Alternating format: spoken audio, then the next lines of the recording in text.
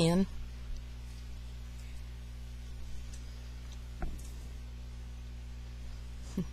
I would like to talk about the importance of becoming an organ donor. What if you or your loved one was in need of an organ donation?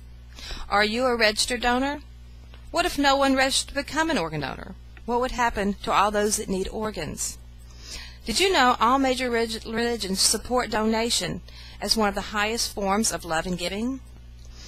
Each day, 100 names are added to the National Transplant Waiting List. Also, about 1 million people are impacted by the gift of tissue donation each year. Now, the myth that doctors do not work as hard to save your life if you're an organ donor is totally false. After a doctor has exhausted all possible means of saving a life, and death has either occurred or is imminent, only then is the transplant between friends living donors team called in. Transplant doctors do not assist doctors in making decisions about your treatment. Expressing your wishes to be an organ donor will never influence the quality or extent of your medical treatment. Another myth is that they mangle your body when harvesting the organs. This is totally false also. The doctors treat the donors with the utmost care and respect. According to the Center of Organ Recovery and Education, there are nearly 100,000 people nationally that are awaiting an organ transplant. Approximately 17 of those will die each day without receiving one. Now, according to Buzzle.com, in the year 2006, there was over 2,000 living donors nationally and over 8,000 deceased donors in the United States. Let's look at some basic facts. What is organ donation? A living donor usually knows the people or friends or family of the people that they're donating to. They're still alive. They donate one of their healthy kidneys or lungs or part of a liver. Deceased donors are registered donors, or the family gives consent. After a tragedy and the person becomes pronounced dead, they donate organs and tissues. Now, who can be a donor? Age is really not a factor. You can be from infant to over 70. It basically goes on your medical and social history. Now, just because you have a condition like diabetes or hepatitis or something does not mean you can't be a donor, because some of the recipients actually have those conditions, so you could donate to them. Now, what organs can be donated? Well, the heart, eyes, liver, intestines, kidneys, pancreas, spleen.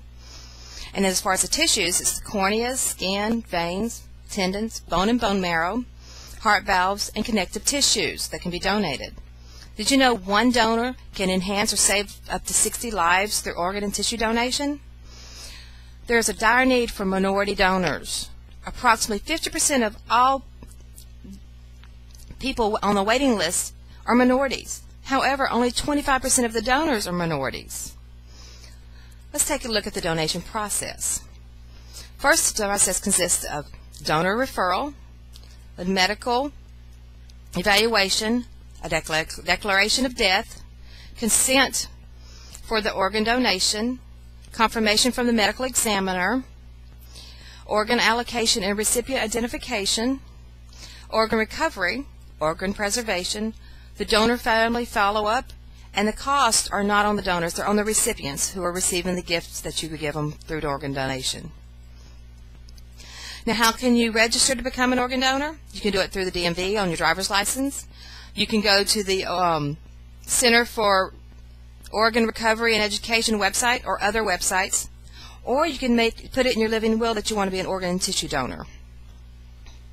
Now, you've seen all the reasons, several things of why you should become a registered donor and how it can impact you and others. Now, there was a story I come across. Tyler, a 12-year-old boy, his mother Shelley, remembers him coming home from school one day, running in, grabbing her purse, pulling out her license, looking at it, and hollers, "Mom, why aren't you a registered donor?" She goes, "I don't know, I didn't think about it." He kept on, being persistent as he always is. And finally she gave in a few weeks later and became a registered donor. Now, it wasn't that long later that Tyler was tragically struck by a vehicle and fatally injured. Through all this going on, and she knew how strongly he felt about this, when the topic came up of if he was going to be willing to give the gift of life through Tyler's organs, Shelley, of course, said yes, because she knew that's what he would have wanted. And through that gift, he helped 6 people with his organs. Now, I come across a quote from Albert Einstein, and it says, "Only a life lived for others is a life worthwhile." Now, hopefully, you have just seen how important it is to consider becoming a registered organ donor. Being an organ donor and given the gift of life is one of the most selfless acts a person can do. So please consider becoming an organ donor. Thank you.